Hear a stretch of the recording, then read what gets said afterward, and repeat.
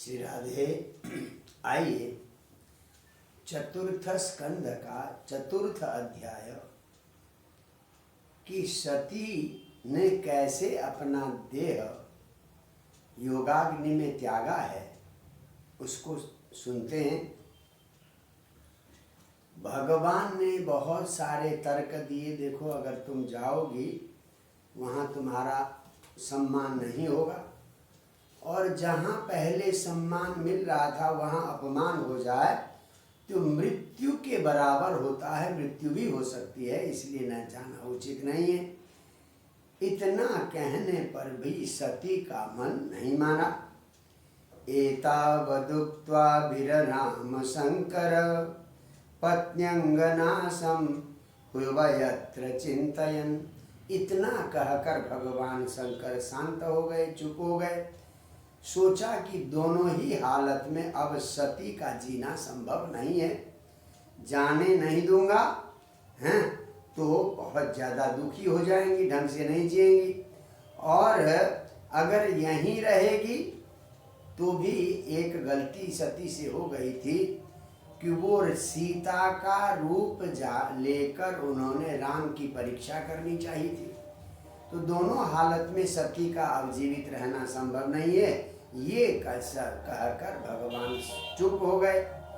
अब इधर सती कभी घर के अंदर जाती, कभी बाहर जाती, कभी बड़ी बेचैन हो गई, क्योंकि मायके जाने का मन हो और घर वाले रोक दे तो देवियों की क्या हालत होती है, देवियां भी समझ सकती हैं और सब आप लोग समझ सकते हैं। अब क्या करने लगी सती? भवम भवान्या प्रतिपुरुषम रुषा प्रध्यक्षति वैक्षत जात बेपतु। जाने से मना किया तो भगवान शंकर को ऐसे टेढ़ी नजर से देखने लगी सती मानो जला डालेगी। प्रत्यक्षति व मानो जला डालेगी, और पूरा शरीर कांपने लगा। बड़ा गुस्सा आ गया, क्योंकि मायका जाने से भगवान ने रोक लिया था। अब थोड़ी देर में गरम गरम सांस लेते हुए अब निर्णय कर लिया कि शंकर जाएं न जाएं, मैं तो चली जाऊंगी। तो पित्रोरगात स्त्रैण विमूढ़धि क्रिया, स्त्रैण विमूढ़धि यहाँ की नारी होने के कारण नारी में प्रेम और आकर्षण अधिक होता है, तो इसलिए वहाँ अपमान होगा, पिता से अपमान मिलेगा, ये सोचे बिना प्रेम से आत्मना अपने पिता के घर चली गई। परंतु यह अर्धासनम अदात, जिसने अपना आधा आसन दिया था, जिसने अर्धांगिनी बनाया था, उन भगवान शंकर को छोड़कर पिता के घर की ओर अकेली चल पड़ी सती। जब भगवान शंकर के सेवकों ने देखा कि भाई ये तो जा रही है, तो अब अकेले तो जाने नहीं देना है, तो वे भी पीछे पीछे गए। नंदी बाबा गए, नंदी के ऊपर बिठाया, खूब ढोल मजीरा आदि गाजा बजाते हुए दक्ष प्रजापति के घर की ओर गए। भगवान शंकर यहीं रुके रहे कैलाश में ही। जब वहां जाकर यज्ञ मंडप में देखा तो यज्ञ मंडप में यज्ञ की सारी वस्तुएं हैं, अलग अलग देवताओं के लिए अलग अलग आसन है। चारों ओर देखा, भगवान शंकर के लिए कोई आसन नहीं था। और जब यज्ञ मंडप में प्रवेश किया तो तामागताम तत्र न कश्चिदाद्रिय, भाई यजमान की बेटी है, भगवान शंकर की धर्मपत्नी है, हाँ? तो कोई आता कि आइए देवी बैठिए, कोई बोला भी नहीं है, किसी ने उनका कोई आदर सत्कार नहीं किया यज्ञ मंडप में। बोले क्यों? भाई इनसे बोलेंगे, इनका स्वागत करेंगे तो यजमान नाराज हो जाएगा। यजमान कौन? दक्ष प्रजापति नाराज हो गया। तो दक्ष प्रजापति के डर के मारे यज्ञ में कोई भी ब्राह्मण, कोई भी यज्ञ करने वाले लोग, किसी ने सती से कुछ बात भी नहीं की, स्वागत भी नहीं किया। केवल बहनों और माताओं ने थोड़ा आलिंगन किया।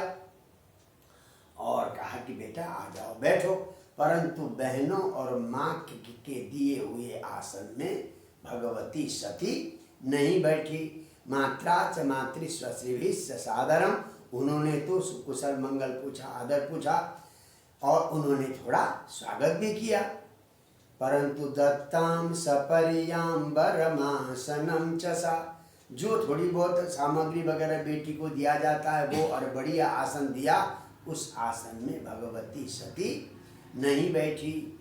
जब क्यों उसने देखा कि अरुद्र भागम तमवेक्ष चादर, पूरे यज्ञ में कहीं भी रुद्र का भाग नहीं है, भगवान शंकर का भाग, शंकर का आसन, शंकर के लिए कोई जगह नहीं है। और पित्रा च देवे कृत हेलनम, अब पिता ने ऐसे भगवान शंकर की अवहेलना की है, ये देखकर इतना क्रोध आया सती को। यहाँ कहते चुकोपलोका निबधक्ष्यति रुषा, इतना क्रोध आया मानो पूरे संसार को जला डालेगी। भगवती है, देवी है, तो रुषा लोकान धक्ष्यति, वह क्रोध से मानो संसार को जला डालेगी, ऐसा क्रोध आया। फिर वो सती कहती है न यस्य लोके स्त्यतिशाय न प्रिय तथा प्रियो देहभृतां प्रियात्मन, जिन भगवान शंकर के लिए न संसार में कोई अति प्रिय है न कोई शत्रु है, न कोई ज्यादा अपना है न कोई शत्रु है। तम तस्मिन समस्त आत्मनि, समस्त आत्मा के प्रति स्नेह करने वाले और मुक्त वैर के, जिनमें वैर भाव तो है ही नहीं, किसमें? भगवान शंकर में। ऐसे भगवान के प्रति अगर शत्रुता ठानता है तो केवल और केवल पिताजी आप तो शत्रुता ठान रहे हैं, और कोई भगवान से शत्रुता ऋते भवंतम कथम प्रतिपय, आपके अलावा कौन शंकर से वैर भाव ठानेगा।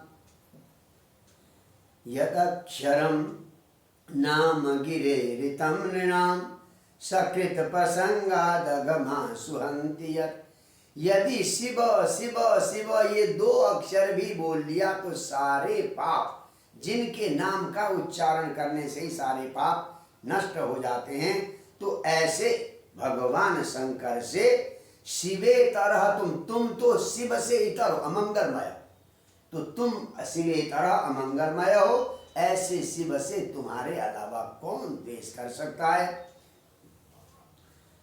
और ऐसे पवित्र साधन है, बड़े बड़े यत्पाद पद्मम, बड़े बड़े ब्रह्मा आदि देवता भी, इंद्र आदि देवता भी ब्रह्म रस का आस्वादन करने के लिए, आत्मरस का आस्वादन करने के लिए भगवान के चरण कमल का ध्यान करते हैं, और आप उनसे वैरभाव कर रहे हो। अब कहती है महापुरुष की जहाँ निंदा होती हो वहाँ व्यक्ति को क्या करना चाहिए। बहुत बढ़िया श्लोक है, आप सुने। कर्णौ विधाय निरयाद यद कल्प ईशे धर्मा वितर्य श्रृणिभिर्निभिरस्यमाने छिन्द्यात् प्रसह्य रुशति मसतिं प्रभुश्चेत् जिह्वामसूनपि ततो विसृजेत् सधर्म। जहाँ पर महापुरुषों की निंदा हो रही हो, महापुरुष का अपमान हो रहा हो, तो अगर महापुरुष का अपमान हो रहा हो तो कर्णौ पिधाय निरया, कान बंद करके वहां से निकल जाना चाहिए। महापुरुष की निंदा कभी भी सुननी नहीं चाहिए। यदि अकल्प, अगर उससे लड़ने की आपकी क्षमता नहीं है, जो महापुरुष की निंदा कर रहा आप लड़ नहीं सकते, तो क्या करना चाहिए आपको? कर्णौ पिधाय निरया, कान बंद करके निकल जाए। अच्छा, अगर आप में सामर्थ्य है तो उसकी जीभ काटनी चाहिए। छिंद्या प्रसह्य मसतिम उसतिम, उस दुष्ट जीभ को काटना चाहिए जो महापुरुष की निंदा कर रही है। हाँ, अगर ये भी नहीं कर सकते हैं, न तो कान बंद करके जा सकते हैं, न उस दुष्ट की जीभ काट सकते हैं, तो असून अपि विसृजे, अपने ही प्राण त्याग देना चाहिए। सधर्म, यही धर्म है। तो ये शास्त्रोक्त विधान, ये तीन विधाएं हैं। या तो अपने कान बंद करके निकल जा, या उस महापुरुष की निंदा करने वाले की जीभ काटे या स्वयं अपने आप को समाप्त कर दे। तो अब भगवती देवी कहती हैं कि मैं निकलूं तो कहाँ निकलूं, पति की आज्ञा के बिना आई हूं मैं, अब मुझे यहाँ से कान बंद करके निकल कर जाने का कोई ठौर ठिकाना नहीं है, पति की आज्ञा के बिना आई हूं। क्या पिता की जीभ काट सकती हूँ मैं? पिता की जीभ काटने का तो प्रश्न ही नहीं, पिता ने ही निंदा की है भगवान की, तो कौन सा उपाय बच गया? अपने आप को समाप्त करने का यही उपाय बचा है। तो कहती अतस्तवोत्पन्नमिदं कलेवरम न धारयिष्येषिति कंठगर्हिणं जगधस्य मोहादिविशुद्धिमन्दसो जुगुप्सितस्योद्धरणं प्रचक्षते। अतः इसलिए तव उत्पन्नम इदम शरीरम, आपसे ये मेरा शरीर उत्पन्न हुआ है, आप पिता हैं, तो आपके द्वारा आपके रज से वीर्य से उत्पन्न मैं अपने शरीर को न धारयिष्य, क्यों? शितिकंठ गरिण, आपने भगवान शंकर की निंदा की है, शंकर की निंदा करने वाले आपसे उत्पन्न इस शरीर को अब मैं धारण नहीं करूंगी।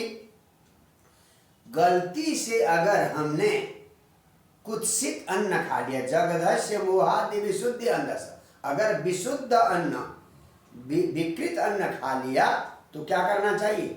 उसको उल्टी करके निकाल, उसको अंदर बनाए रखेंगे तो बीमार फैलेगी, परेशानी होगी। तो अगर गलती से कदन्न खा लिया, विकृत अन्न खा लिया, तो उसको जैसे उल्टी कर देनी चाहिए। गलती से मैं आपके वीर्य से उत्पन्न हुई हूँ, इसलिए मैं इस शरीर को त्याग देती हूँ, ये निर्णय कर लिया पिता को सुनाकर। किसने? सती देवी ने। तो इस प्रकार से कहती है वीरा ममाभूत को जन प्रसंग।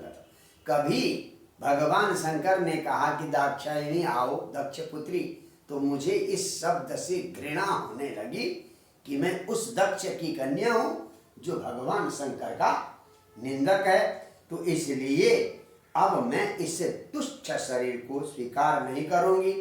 इतना समाज में सबको, पिता को भी और सारे यज्ञकर्ताओं को सुनाकर, क्षितौ उदीचिम निससाद, उत्तर की ओर मुख करके जमीन पर बैठ गई। कौन?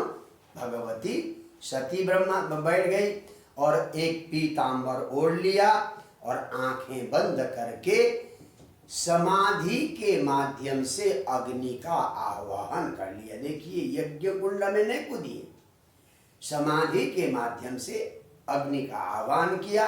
अग्नि का आह्वान करते ही अपने शंकर भगवान के चरण कमल का ध्यान करते करते उनका शरीर जलकर राख हो गया। ततः स्वभर्तुश्चरणाम्बुजासवं जगद जगद गुरो चिंतयति न चापरम। भगवान शंकर के चरण कमल का चिंतन किया और किसी विषय का चिंतन न करते हुए क्या देखा? हत कलमसा पाप रहित वो सती देह सद्य प्रज्ज्वाल समाधि जागृना। समाधि की अग्नि से उनका देह तत्काल धू धू करके जलने लगा और देह समाप्त हो गया। इस प्रकार से भगवती सती का कैसे सती ने देह त्याग किया है इस अध्याय में वर्णित है। जय जय श्री राधे।